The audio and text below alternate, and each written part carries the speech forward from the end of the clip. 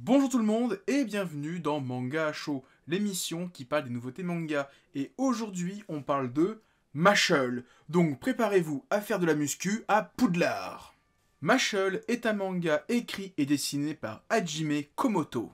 Le manga a commencé en 2020 dans le Shonen Jump de Shueisha et en France c'est Kaze qui l'édite. Résumé, dans un monde où la magie fait loi, il était une fois Mash Burn Dead. Élevé au fin fond de la forêt, le jeune garçon partage ses journées entre séances de musculation et dégustation de choux à la crème.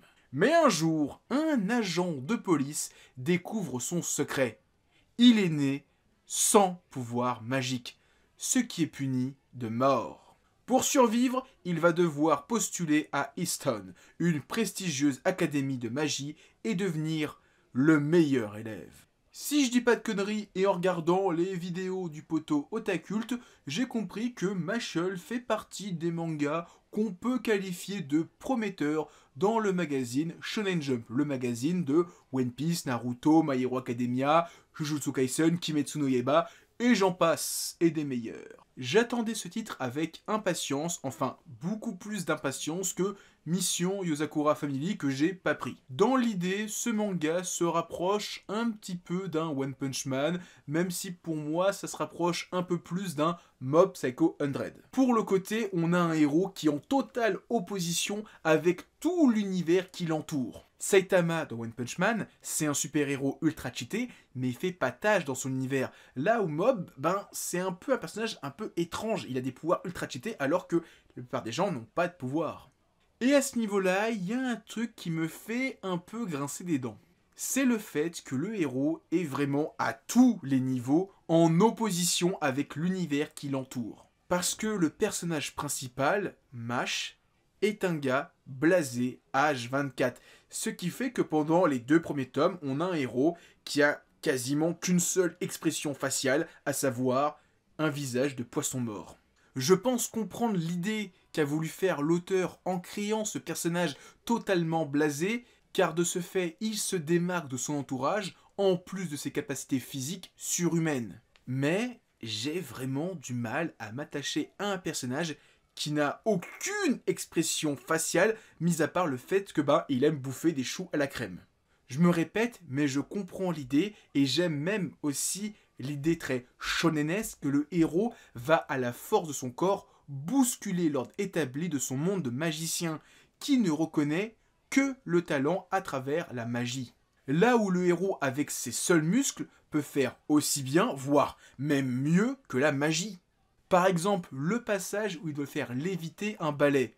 Normalement, le héros aurait dû, à la seule force de sa magie, le faire se lever. Mais comme il n'a pas de magie, qu'est-ce qu'il fait ? Il donne un putain de coup de pied sur le sol, l'impact va faire rebondir le balai et il l'attrape.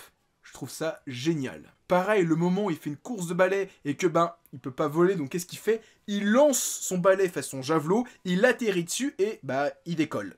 Je trouve ça génial. Je me répète en disant que je me répète, mais je comprends aussi l'idée derrière, le fait que le personnage soit dessiné de manière monofaciale, voire même minimaliste. Il y a un intérêt dans le dessin, car quand le personnage fait une action de ouf, le dessin prend un putain de boost qui crée une grosse cassure entre ce qu'on voit habituellement et ce qu'on voit à ce moment-là. Par exemple, dans le premier chapitre, tu vas taper le héros avec sa tête de poisson mort pendant 30-40 pages et pouf, à la toute fin, t'as une double page sur l'académie qui dépote. Je pense aussi au passage où le héros discute avec le directeur de son école et que d'un coup t'as une putain de double page où t'as une méga invocation qui tue et je me dis merde mais c'est incroyable ce qu'il peut pondre, pourquoi on se tape un héros avec cette tête de poisson mort? En conclusion, Mashle c'est sympa, mais je pense que ce genre de manga, sur la longueur, je vais l'arrêter.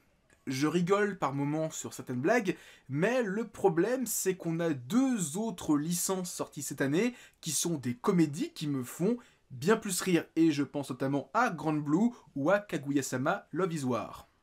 Forcément, ce titre a de la concurrence dans son genre. Je pense aussi que sur 4-5 tomes, c'est le genre de titre que je vais sûrement mettre de côté, attendre qu'il y ait plus de tomes, que ça se bouleverse pour reprendre. Et en plus de ça, l'année 2020, c'est une année de ouf. Il y a trop de titres. Au bout d'un moment, il faut faire des choix. Et Mashle, je fais le choix de sûrement pas le continuer tout de suite. Si dans un futur proche, le manga prend une nouvelle tournure en partant dans un délire full action combat comme Reborn, peut-être que je reprendrai ma lecture.